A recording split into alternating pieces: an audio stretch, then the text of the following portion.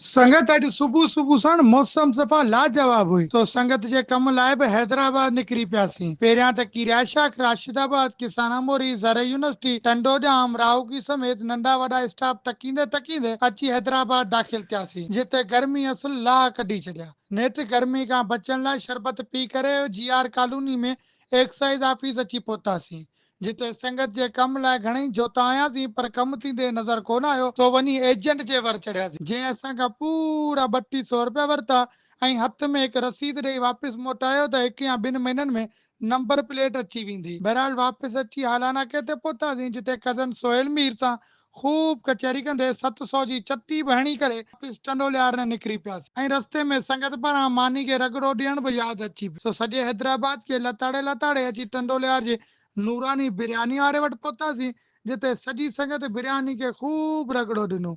जंहिंखां पोइ तव्हांजे भाउ दोस्त लाइ जूस ऐं बादाम वरिता।